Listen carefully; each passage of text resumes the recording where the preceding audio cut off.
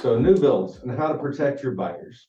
This is where we're going today, and I want to make sure everybody has a grip on this because a lot of builders expect you to come, sign in your buyers and leave. They want you to leave. They want to be in charge. And it's one of those things where we say no. Smarter agents protect their buyers. What's a professional agent do? They help them overcome fear, budgeting, confidence. It comes with knowing. Completion times, rate locks, buy downs. It all comes down to communication, and we are the feet on the ground in these projects. And a lot of people don't, again, even builders don't want this part. Yeah. They want to leave you out of the communication, and they don't want you to be on the grounds. So, overcoming fears.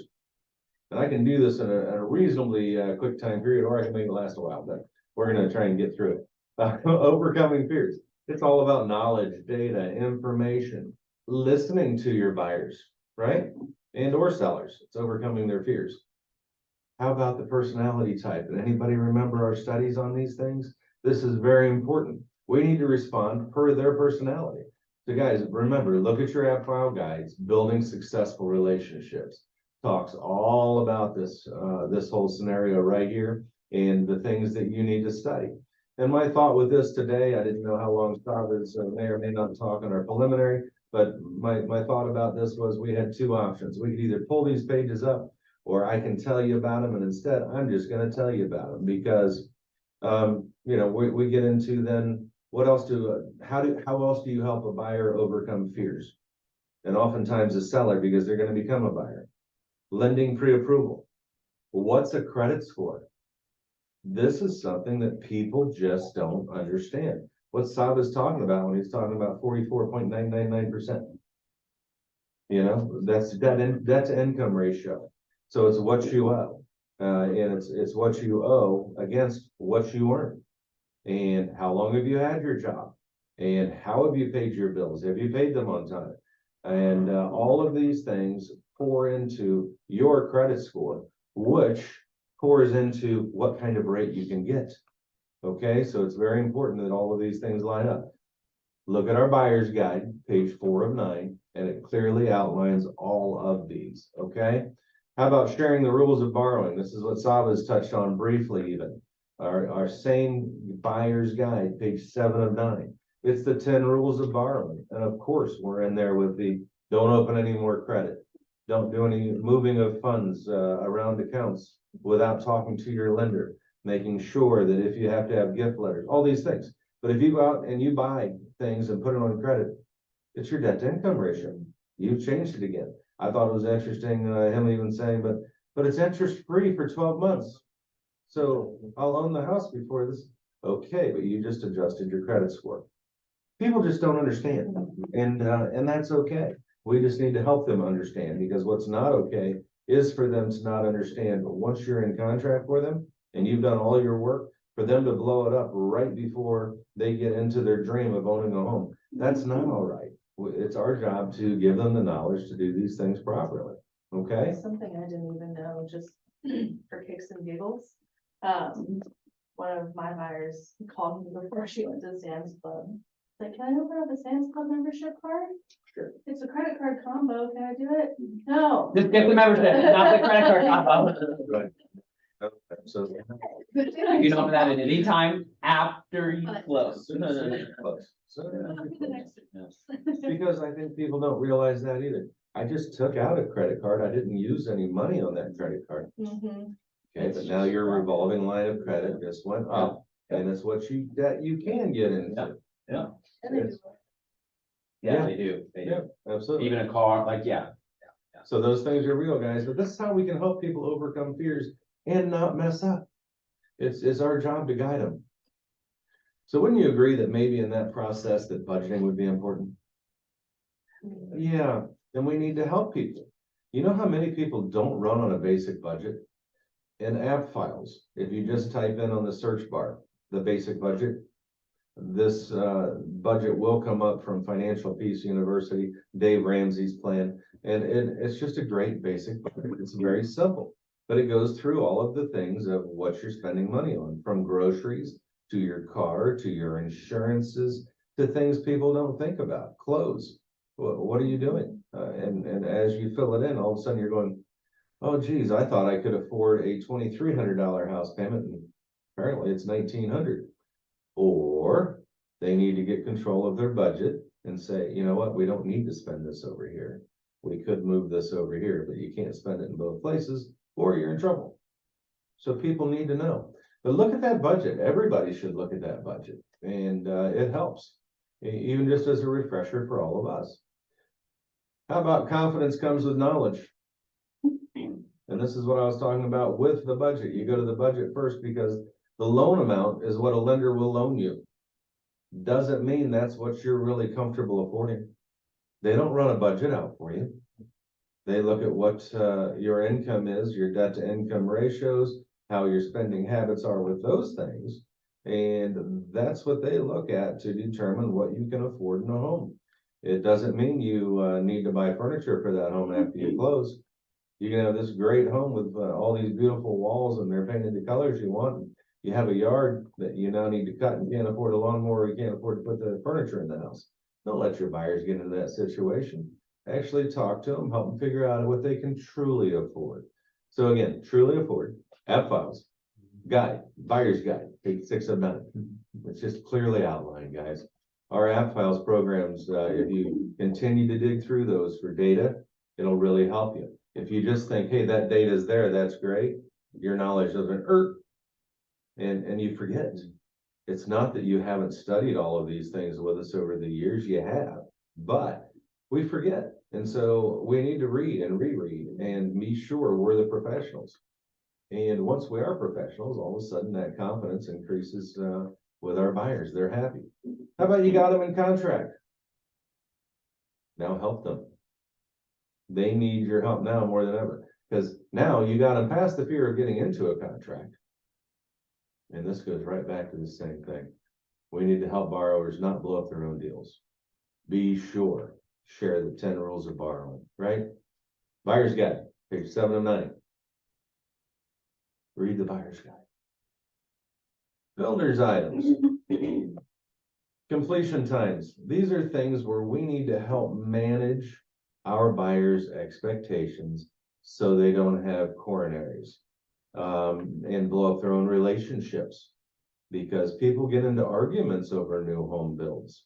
Husbands and wives, it's stressful, and you need to let them know that it's very stressful to do this and it's going to be okay, but they need to know, because if they don't have that expectation up front that, hey, you're going to go there sometimes, you're going to see stupid stuff that a builder's subcontractor did, or he put a plumbing line that belongs for a drain that belongs in that bathroom's out in the middle of your living room floor, and concrete's done, and you think that the whole project's ruined.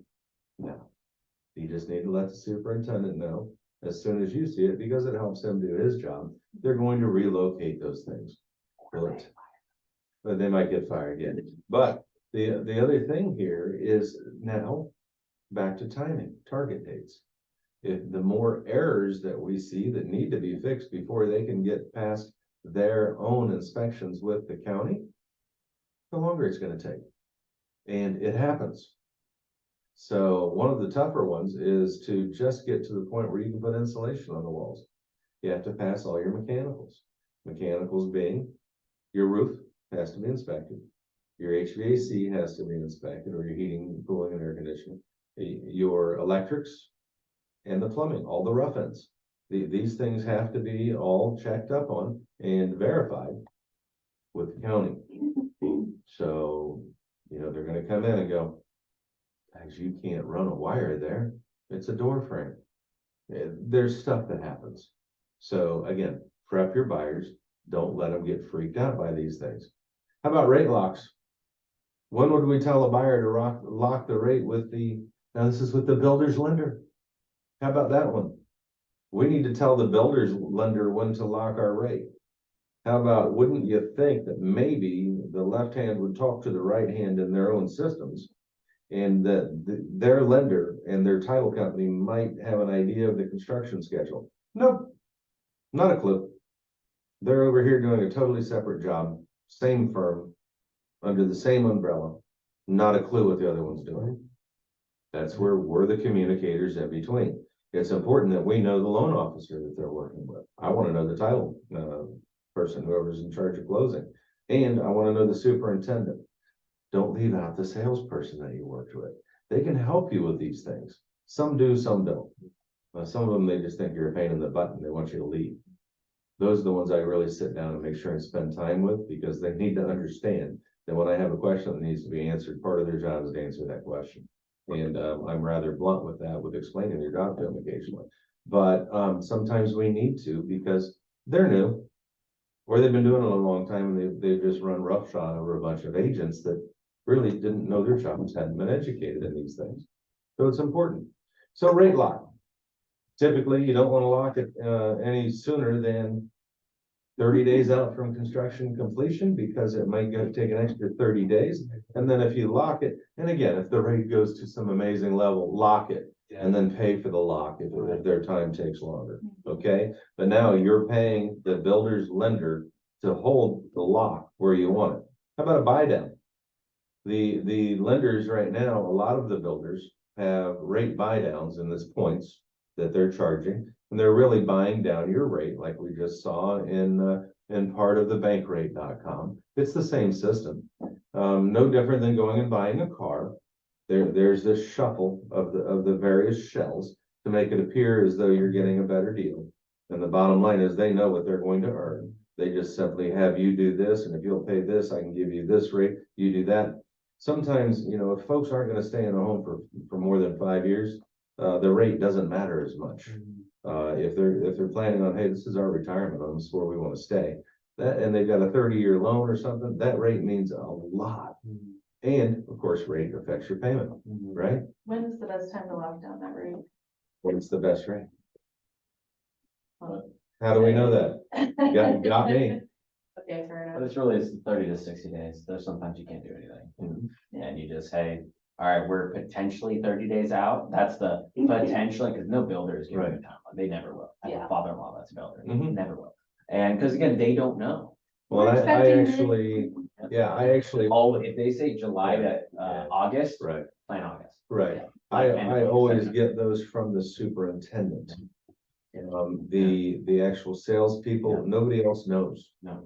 The only one that has a clue on that end of things is the superintendent that's overseeing it every And they day. still don't even know. No, because they don't know if somebody's not gonna show up. Or one inspection goes sideways. Right. And you're just, well, now you're 2 weeks out because county can't get out. Totally delayed. And, yeah, you just. So when it comes to paying for the rate locks, you paying for those when you lock it? And it goes beyond that closing date. That's when you're paying for it, Okay. okay? And again, if rates appear to be trending down, Mhm. why lock it at all? Fair enough. Okay, Like right now, I'm like, right, we're on a downward trend at the moment, but looking at everything, I don't know that rates are gonna go down anytime. All right. Yeah, Because last time I looked at bank rate, I think it was last week. I think it was last week I looked at it, just glancing, I was like, oh, we're down, praise God. And then seeing it today, I'm like, Right. yeah, gotta be kidding. We're literally 7 days. that's the way it works. So then there's this thing called buy downs. So there are builders also that buy blocks of money and they get it at a set rate. They will pass it on to their buyers. Yeah. To help them get into properties. It's part of their incentive packages. Oftentimes those will go away if you don't work with their lenders, Yeah. right? Because it's all tied together. They're all making money. So last thing, builder items, contracts. Here's what is disappointing to me when we have agents that get their buyers into contract with a builder and they don't read the contract. Are they thick? Yes. Are they boring? Yes. Are they completely in the favor of the builder? Yeah. Yes. You still need to read it so you have a clue what your buyer's signing that they didn't read. And most people won't. It's just one of those things. It's like having that simple box. Click that you read. Of course. I did. Absolutely. Oh, I need to scroll to the bottom?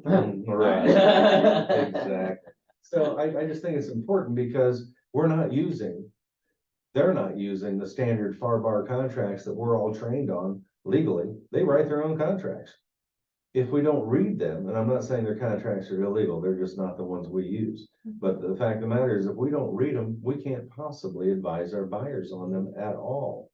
And we should have a clue to be able to at least let them know, hey, look, this thing's totally written in the builder's favor. The way this happens with builders contracts.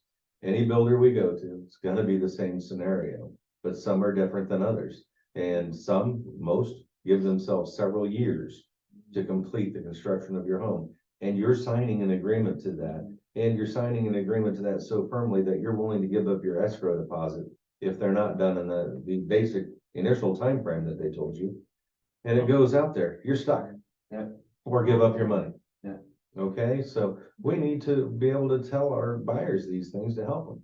Without scaring them away. Right, but I think again, it's So just, that, I mean it, I Already almost, scared. Yeah. right, well, they're scared, and a lot of people that are buying new construction are sometimes first time home buyers, and they're already on edge, and so it's it's just. expectation.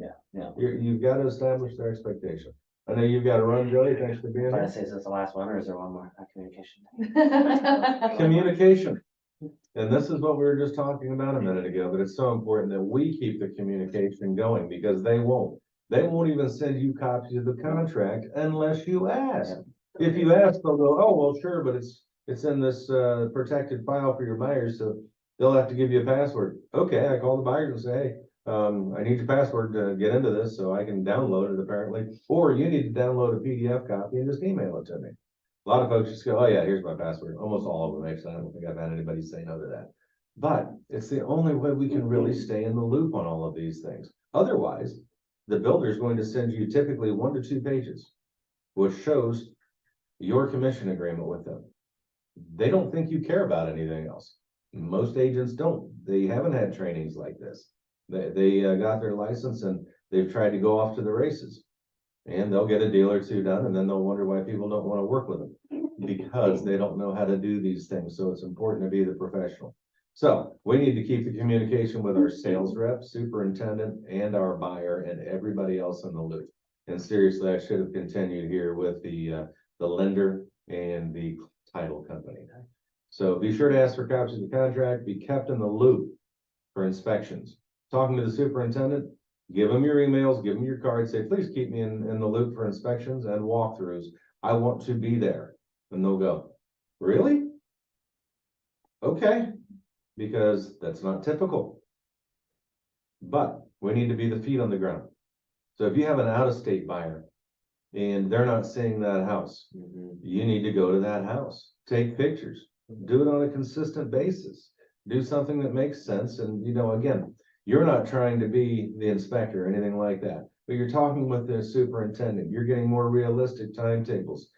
And I will tell you, after the drywall's up and the trim's up and the house cabinetry set, they can give you realistic time periods. Yeah. Before that, it's very difficult. Yeah. And at a time during COVID, whatever, appliances were a big issue. Yeah. Some appliances still is, so they just changed the packages, but we can help work through these things, right? But just remember, we're not an inspector. We're just there to keep our buyers or our customers in the know, in the loop. And if we don't do it, nobody will. Okay, so do it. How about commissions? This is almost the final step here. I love you. That was 45-minute drive. But we're constantly negotiating, right? Like I was just negotiating with Joe. My life is a negotiation. Right. Negotiate with the builder's reps. Tell them you have bills to pay. With that in mind, why wouldn't you negotiate keeping your commission at a standard rate and or bonuses? So if they're saying, yeah, we're only paying 1%, say, well, that's great, but I won't be able to pay my bills. Can you please help me a little bit here? And give me a bunch. Good to see you, Joe. All right, good. So again,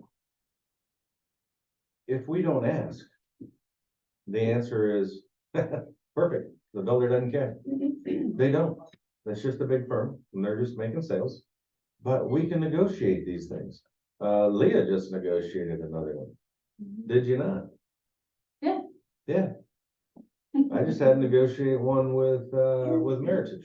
Went from being a 1% commission to a 1% commission with a 2% bonus. Right. There you go. And you have to ask. Mhm. And then the sales rep that likes you because you're involved in the sale and you're nice to them. Let's be nice. Let's just be who we want to be and treat people the way we want to be treated. And, you know, if you go in and somebody's just having a bad day, even ask them, say, man, you doing all right? Seems like you're having a rough day. Some people are like, what? And it's like, then you look at them and go, and they're like, sorry. Yeah, it's been a challenge. All of a sudden, you've just crossed from being the professional to being a friend in the room. They'll keep you in the loop and they'll fight for you to get these commissions. Okay, important stuff. So Joey just missed this by 2 bumps. If your buyer likes an area, you darn well better know or get to know the inventory as soon as possible. Please don't go out and try and sell areas and not know your inventory. Don't go to a listing and not know what's going on around that property before you ever step foot in that door. The worst thing you can do is go to something and be asked a question by a buyer or a seller and not have any general idea at all and have to say, I don't know on everything. And I don't know, and I'll get back to you on an HOA fee. That's one thing. What's the average selling square footage of a home in this neighborhood? If you don't know that, yeah, you probably don't work this area, do you? It's just gonna be the immediate trigger for people. So instead of waiting for them to ask, if as you're going through things, you can even, if they're going to see a builder, you already have the price sheets. And you know the available properties. And you've already gotten those to the buyer before they ever step foot in the community. Are they not a little better off than somebody that just walks in and says, the builder grabs them and says, sure, sit down here. Let me show you all the information. And this is great. Sign here. Some of them will ask, are you working with a realtor? A lot of them won't. You're out. You don't get it done. If they sign in and you're not there, typically, you're out of luck. Yeah. So don't land there. Lead them around. And again, educate your buyers and your sellers, of course. So the journey towards success begins with the most important step. Just begin. I mean, this is the simplest thing. How do you finish a hard, long job? You break it down into segments and you do the first step. Yeah. So let's do that.